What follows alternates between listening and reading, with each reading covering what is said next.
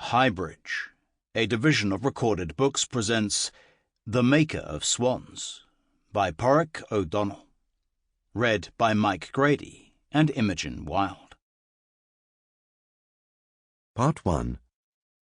A Lamentation. 1. In the dream, there was nothing. Nothing, and then fire. It came upon the house with the fury of a sudden storm, a gale of flame that swept the cedars from the lawns and obliterated every window. It flung open the doors and thronged the staircases, possessing rooms with effortless violence. It surged among the hallways, avid and primrose-bright, inundating the ballroom, rising in moments even to the chandeliers. Eustace saw it all, and he did nothing. He stood in the fire's midst, unmoving and somehow unscathed, as he waited to be consumed in his turn. He could not see her, the child, could not have hoped to find her in time. He could not see her, and knew she could not call to him. It was that despair that ruptured his sleep, that flooding grief. When he heard the shots, he had lain awake for some moments already, with the bedclothes thrown back, his hand spread on his chest to quieten his heart. He started slightly at the sounds. There were two in quick succession, but almost welcomed the distraction. Eustace was accustomed enough to gunshots. They were not quite usual, perhaps, but they caused him no particular alarm. But the dream had been another matter. He could not remember when he had last felt such dread. He clawed at the nightstand for the chain of his watch and found, when he had wrung the dimness from his eyes, that it was a shade after 1. It might have been worse. His duties were often irregular, and it was not rare for him to be called from his bed at unpardonable hours. Still, he did not welcome such disturbances. The years of his service had done nothing to soften them. Wearily, but with the smooth economy of long habit, he rose and drew a dressing-gown about him. The house, even in these last days of October, was wretchedly cold. The great drapes, as he parted them, were heavy with damp. They would, even at noon, betray almost nothing of their original colour. There was little here that did. He saw the Jaguar first. He had left the lamps lit on the avenue, and the car was a little way beyond the fountain, whose pair of stone dragons reared above it, mossy and hugely opposed. It had been brought to a halt, Eustace judged, from a considerable speed, and with no great excess of deliberation, veering from the driveway before returning to it, and gouging an almost elegant scroll of turf from the lawn. The driver's door was open, the interior spilling a yolky light. Mr. Crowe, for of course it was him, had taken a position astride the car's bonnet. His legs were planted staunchly apart, his cloak swelling and snapping in the breeze. From this vantage he commanded the avenue northwards to the gates, in which direction he appeared to be bellowing. When a second set of headlights appeared, in the darkened parkland beyond the fountain, he gave emphasis to his address with a volley from a pair of pistols. Eustace knew those guns. Mr. Crowe had collected them at the card table from a brigadier general who had been left insensible by a stroke. They had first seen service against the Boers 60-odd years before, and were capable now of little more than a healthy racket. The other car flared fully into view, pulling up with some violence only a little way short of the Jaguar, so that Mr. Crowe was forced to raise an arm against the glare of its headlights. Its sole occupant was a bearded and weary figure whose leather coat had been cut for a bigger man. He emerged with a considerable show of animation, only to retreat behind his car door when Mr. Crowe opened fire. Eustace yawned and scratched one cheek. As his attention returned to the Jaguar, he noticed for the first time that it held a passenger, a young woman. His gaze had been drawn by her movements. She was winding down the passenger side window, and by the colour of her dress, which announced itself even at this distance. It was a remarkable red, almost exultant. In a house like this, living always amid an ancient and untouchable drabness, you seized upon colours, your eye was snared by them. The only other such colours that Eustace saw were those of the fruit that Mr. Crowe would want on those occasions they were infrequent now, when he would set his mind upon some lavish entertainment, when he would assemble a houseful of show-girls and disreputable peers, insisting that no extravagance be spared. On such evenings there was always fruit in plenty. It would go all but untouched, but it was never stinted upon. Grapes lay on salvers in bloated and dusty heaps, liver dark or the green of new oak leaves. Plump figs, tawny and oozing, were piled splendidly in crystal bowls. And the nectarines, Eustace was always taken by them. These would be massed in wide dishes of pewter, tumbling in lush avalanches onto the surrounding linen. They seemed, on some part of their voluptuous surfaces, to exemplify every imaginable red, here coral or fox-blood, there cinnabar or claret, chrysanthemum or rust. Having lowered her window, the woman in the red dress hoisted herself, with the sluggish ceremony of those drunk on wine, to a seated position on its frame. Thus established, she lit a cigarette and rested her cheek on the dark lustre of the Jaguar's roof. The back of her dress was cut in a deep delta, bearing a tongue of tenderly shadowed skin. Mr. Crowe crouched for a moment. With the extremity of one pistol, he traced the knotted sequence of her spine. He plucked the cigarette from her fingers, wolfing and releasing a lungful of smoke before returning it. Finally, he placed a kiss on his fingertips, delivering it to her cheek before rising regretfully to his feet. The bearded man, during this interlude, had crossed most of the distance between the two cars. Eustace had marked him already, coming by way of the grass so as not to give the warning of his footfalls. Mr. Crowe, when he saw him, set about reloading his pistols, hurling at his adversary some expressions of derision that Eustace could not hear. The other man paid little attention. He seemed intent only on the woman, directing at her some harsh words of his own. When she ignored him, or answered only with a toss of her head, he began to taunt her, snatching at her hair with a clawed hand. She turned to him finally and blew a contemptuous plume of smoke over his face. Then she spat, precisely and copiously, at his feet. Eustace took a quick breath. This would not end well. The bearded man stared at the ground as if he doubted the physical truth of the insult. When he raised his eyes, the reason was gone from them. His chest rose and shuddered, as if some inner binding had been ruptured. He slapped her face. It was a mean and unsparing blow, given with the heel of his hand. She fell forward, stunned, and slumped from the car door. Lowering herself out onto her hands, she crouched against the Jaguar. Mr. Crowe leapt from where he stood, his cloak spreading behind him. The other man could no longer be seen. Eustace swore softly and let the curtain fall. He let his pace slacken as he clattered down the front steps. He was too late, of course. That much had been evident the moment he hauled open the great oak doors, though he had hardly expected it to be otherwise. His living quarters were on the second floor, chosen for their remoteness from the grand rooms below. Even 20 or 30 years earlier, he would not have closed the distance in time. In other respects, Mr. Crowe was a man of easeful habits, and never more so than in these last years. He would be unhesitating, though, in response to a provocation like the one Eustace had witnessed. His ferocity would be ungovernable. Whatever had happened, it had happened swiftly. It had been over, in all likelihood, by the time Eustace had reached the head of the stairs. As he crossed the gravel towards the drive, he slowed further, allowing some evenness to return to his breathing. He took in what he could of the scene, on the avenue before him and in the surrounding shadows.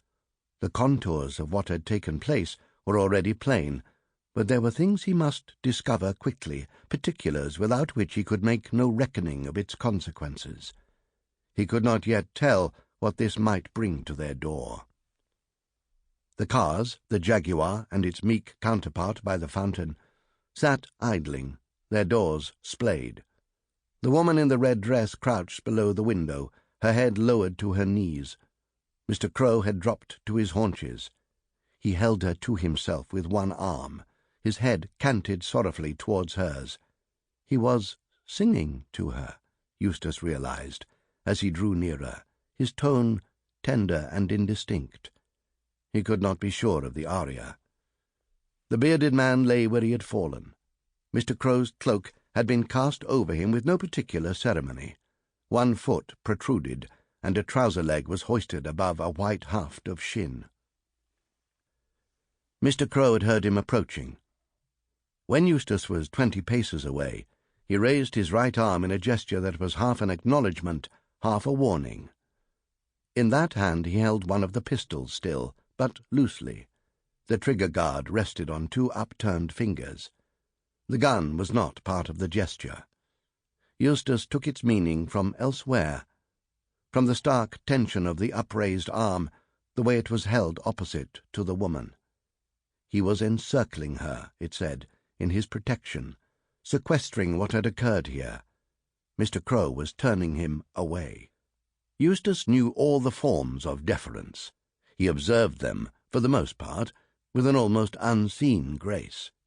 He knew much else also, too much to be so easily deflected. He disregarded Mr. Crowe's raised arm, coming to a halt with a brisk snap of his heels. His impatience, as he surveyed the scene, was thinly glazed with calm.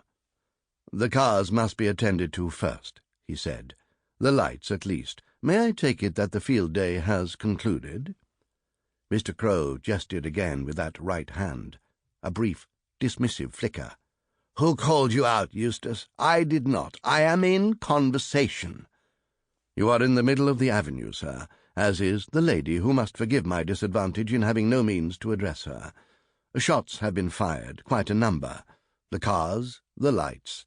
These things must be attended to." Mr. Crowe loosened the muscles of his neck and massaged the bridge of his nose with an unoccupied finger.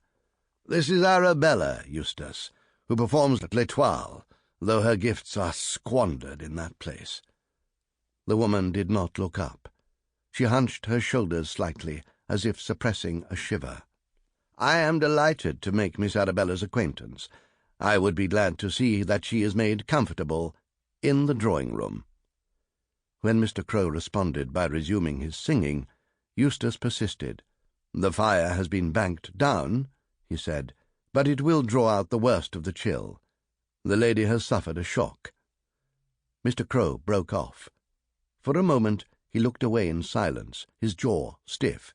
"You never loved music, Eustace, or the fires that give rise to it." "I have not, I hope, ever much burdened Mr. Crowe with the matter of what I love or do not."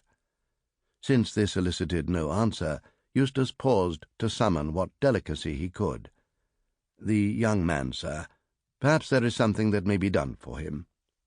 Mr. Crowe looked up at last. His locks, never excessively tended, were in wild disorder. His face, with its strong juts and faint skew, was smirched with oil and gunpowder, at least, and likely with much else. He seemed, as he spoke, to labour against some agitation in himself. "Eustace, will you not be told with gentleness? I did not call you. Let me tend to these private matters." "These private matters, if we do not prevent it, will not remain so for long. We know well enough the difficulties that may follow such disturbances. The young man, Mr. Crowe. What is to be done for the young man?" Mr. Crowe stood. It cost him some effort and discomfort, but he was roused and managed it quickly. He brought Arabella to her feet too, supporting her beneath her elbows. His courtliness had been eroded a little by his impatience. Towards Eustace, certainly, his manner was unvarnished, Nothing is to be done for him. Do you hear me? There is nothing to be done." He started towards the house. He would have marched there in fury, Eustace knew, if he did not have the girl to tend to. Fury or no, however, this could not lie until the morning. What must be done, whatever little advantage was to be saved from this, it fell to him. "The young man, sir." Eustace made no move to follow them. When he spoke, he gave a careful weight to his words. "What is done cannot be undone, but we must make certain arrangements if we are not to invite further unpleasantness." When this brought no response, Eustace spoke more plainly. "Am I to leave him where he lies, then? Sir, as a matter of decency—" Mr. Crowe turned fiercely. He had hardened his features, though they were crossed by an unruly spill of hair. The woman, momentarily overlooked, seemed slight as she steadied herself by his side. He could make himself imposing still when he was moved to it. "Decency, Eustace? Decency?" He swung his free arm towards the form beneath the cloak. "What did that son of a whore know of decency? Who accosted me on my own lands like a brigand, who raised his hand against such a creature as this. I have dispatched him in the manner he deserved. Do you expect me to deliver a eulogy?" Eustace said nothing. "And you, Eustace, you were not always so punctilious in attending to the dead. Do not presume to lecture me." He was about to speak, but clamped his jaw to prevent himself. He looked away, shaking his head. "Well, Eustace, you wish to interrogate me no further, then? We are free to go?" He said nothing, keeping his eyes averted. Mr. Crowe turned away with a grunt and began lurching again towards the house, still somewhat encumbered by his companion. Negligently, he discarded the pistol that he still held, tossing it out across the dark lawn. Eustace marked the place. "Our aria, my love." Mr. Crowe gave his attention again to his companion. "It is an act of insufferable Philistinism not to finish an aria that one has begun. Do you not agree? Come, we will conduct you to safety, and not merely safety, For we have not abandoned all sport. We are not barbarians, after all." They trudged towards the house and its almost unlit majesty. Mr. Crowe growled through what remained of the aria. "Ah, cielo, si può morir." Eustace crossed towards the gun. He would retrieve it before he lost its position. "Di più non chiedo, non chiedo." Underfoot, the grass had begun to thicken with frost. The pistol would already be touched by it. "Si può morir, si può morir, d'amor." The cars, too, when he stilled their motors. Over everything there would be a gauze, a skin of cold. 2. It is Clara who wakes first. The house is entirely silent as she slips from her bed and begins her preparations. Outside it is not yet light. Though it is not rare for her to stir before dawn, she has done so in recent days with unusual purpose. She dresses, in clothes she laid out last night without ceremony or hesitation. She is quick-limbed and precise, her bare feet crossing and recrossing the floorboards as she busies herself. They are shipwreck cold, but she will not pull on her calfskin boots just yet. She is quieter without them. Clara is a child of gentle but inexorable habits. There are things she attends to in the mornings, rituals she observes in careful and deliberate order. Although she is anxious to be on her way, there are some customs she will not forego. When she has washed and dressed, as always, she takes a seat at her writing table. In the hour after she wakes, the world through which Clara moves is at its most thickly inhabited. She is surrounded still by the creatures of her sleep, and she must clutch at their wraiths before they have vanished beyond recall. She must write it down, all of it, just as she must set down the stories that sometimes crowd her thoughts, or her observations of the patterns of swifts in flight. It is a need she feels, a need she supposes that is not common. She fills countless notebooks in this way, hoarding them as other children do seashells or brightly coloured stones. Every scrap of paper is carefully indexed, and she will allow no one to disturb the arrangement of her desk or the meticulous ordering of her shelves. Still, it is not that she is secretive exactly, or that she shares nothing at all of what she writes. To Eustace especially she shows a great many things, and she knows that he takes particular pleasure in her more fanciful inventions. She describes to him the impossible fauna of her imaginings, the birds with feathers of silver leaf or spun sugar, the insects sculpted from polar ice, whose wings are hardly more than flakes of finely worked cold. A single breath, and they would vanish. She tells him of the intricate and devious machines that assemble themselves in the darkest chambers of smugglers' caves, snatching secrets from the fog of rum and the loose talk of sailors. She describes the automata that emerge in the lightless upper recesses of cathedrals, summoned into being by certain passages of music. During performances of Bach's great masses, for instance, dozens of these machines may appear, elaborating themselves from nothing more than dust and shadow, and from the tiny golden filaments of melody and counterpoint that drift upwards on the heat. Once fully formed, they proceed to teach themselves Latin, or to pelt the heads of cardinals with mouse droppings. These phenomena Clara explains in jottings that Eustace might find anywhere in the house or grounds, at any hour of the day or night. She might scrawl 5 or 6 lines on a napkin and leave it behind her at the table. It is not uncommon for him to discover, while dusting off a bottle of Montrachet in the cellar, a stack of Mr. Crowe's calling cards, neatly bundled and bound with ribbon. On the backs of these, in her dense and fastidious cursive, Clara will have set forth some branch of her personal cosmology. Today, because she will pass his rooms on her way downstairs, she decides to leave her pages by his bed. He is a fitful sleeper, but her comings and goings rarely disturb him. She is slight, and has the practised stealth of the solitary child who lives among old and undisturbed things. At his bedside, even in her quiet haste, she is stilled by something unfamiliar. On the nightstand, loosely wrapped in a soiled handkerchief, lies a pair of ornate pistols. Clara lowers her face to the bundle, drawn by a thread of scent. There is oil in it and heated metal, a sweet but faded charring. With a throb of disquiet she studies the stains on the handkerchief, their peculiar complexion of darkness. In this house the appearance of such things might have 1,000 explanations, but she would be less surprised to encounter them among Mr. Crowe's possessions. Eustace dislikes untidiness. It is rare in his quarters to find anything out of place. Clara glances uneasily at him as she arranges her pages. She has chosen rather formal stationery today, the notepaper bearing the letterhead of a hotel in Biarritz where they spent the last summer but one.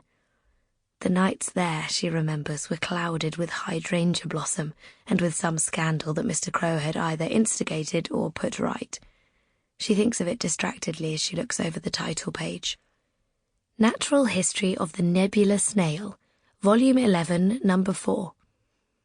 While it cannot be observed directly from Earth, the nebula snail, Helix nebulosa, is endemic to certain regions of interstellar space, where it grazes on helium and hydrogen, and leaves in its wake a diffuse and garishly coloured smear, see Fig A below, that is not only extremely unsightly but also very difficult to remove from the fabric of the universe. Some authorities suggest that vinegar in solution may be effective. Eustace, can we try snails like the French do? Next time there is company, we could impress them with our sophisticated continental habits. Also, when can I have wine with dinner? I think you'll find that I am rather more grown up than certain other members of the household. Ed. Over millions of years, a large enough colony of such snails can leave trails covering such an immense volume of space that they are visible from Earth, forming what we know as nebulae. The monograph continues in this vein for a further 4 pages and includes several detailed illustrations. She pictures him waking to find them, knowing just how he will appear as he reads them, his chin raised slightly as if in wariness, his eyes seamed and intent. His expression will soften, though, as he comes upon some oddity that amuses him. He may shake his head gently, tapping a line or passage that gives him particular enjoyment or cause for incredulity. Eustace stirs as Clara is leaving. The sheets are roped about his chest, and he grips one of his pillows as if it were a dog intent on mauling him. She hesitates at the door. It is the pistols that are troubling his sleep, and whatever business brought them here. She ought to stow them in her knapsack and take them with her. It would be easy where she is going to put them where they could do no more harm. But Eustace would notice at once and would be alarmed. He might even come looking for her. No, it is ridiculous even to think of it. And it is getting late. She cannot deliberate any longer. She descends by the back stairs. The stone under her bare soles is mortifyingly cold, but on these steps she can be entirely noiseless. Nor is she likely, taking this way, to encounter Mr. Crowe, who keeps no particular hours and often bids her good night as she goes down to breakfast.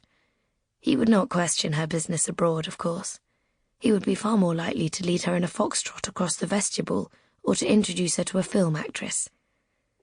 Mr. Crowe is kindly towards her, even protective in his rather abstract way, but he certainly does not concern himself with her whereabouts when she is not in his presence. If her care were left entirely to him, she reflects, she could make camp in the beechwoods or live on sardines and tinned peaches. He himself might well die of hunger without someone to bring him chops and burgundy. The truth is that Clara's comings and goings are subject to very little scrutiny by anyone in the household. Eustace generally requires that she presents herself for meals with some regularity and fit herself out in such a way to avoid pneumonia, but he does not otherwise hinder her projects and excursions. Even so, on this particular morning she would just as soon meet no one. In the pantry she begins filling her knapsack with provisions. First, she bundles up an entire loaf of bread, not worrying that Alice will notice. After all, Alice herself seems to mislay a considerable quantity of Madeira, and in any case the bread is the most important thing. The books she consulted in the library were all in agreement on that. In the Wilde, of course, they can scarcely depend on bread, but they are happy to accept it when they must. Next, Clara takes whatever greens are to be found. Some tender lettuce leaves would be best, but it is too late in the year for those. She makes do instead with half a head of cabbage, chopping it as finely as she can, and unbraids and shreds the necks of some onions that have been hung for winter. None of it is quite right, she thinks, but it will have to do. Finally, she takes a small blue tin from a high shelf. On its lid a sturgeon is curled so that its back forms a menacing ring of serrations, encircled in turn by gold lettering in elaborate Cyrillic script. She has been eyeing it for days, faltering always at the last moment. It will be missed, of course, and there will be a fuss. It will have cost a great deal. Not that Mr. Crowe ever seems concerned about such things, and Alice will have written its price in her book of accounts, even if it is a price she arrived at unaided. It cannot be helped, any of it. It is not the time to skimp on these things. She glances up at the narrow, mullioned window. Outside, the darkness has the faintest leavening of lilac. It will not be long until daybreak, when a whole day will have passed since she has last fed them. It is time to go. Now, at last, she sits on a low bench and tugs on her boots, then fastens her knapsack and slings it over her shoulder. She is ready. Leaving by the kitchen door, she takes her first breath of the cold, feels the quick knifing surge of it. Under the cold there is a faint richness, the muted savour of damp leaves and turned earth. She quickens her step, the anticipation rising in her. She feels light and heavy at once, both alert and serene. She cannot explain it. In the west lane she breaks into a gentle run. In the mist and the scarce light, the hedgerows are a parade of shapes that at first she can barely decipher, but then it is only a tall nettle, slackening and discoloured, or the stark coronets of cow parsley gone to seed. A scrawny fox appears in her path, darting quickly aside as it catches sight of her, its teeth clamped over some furred and feebly twitching thing. Above the orchard, as she passes, colours are seeping into the hem of... Sample complete. Ready to continue?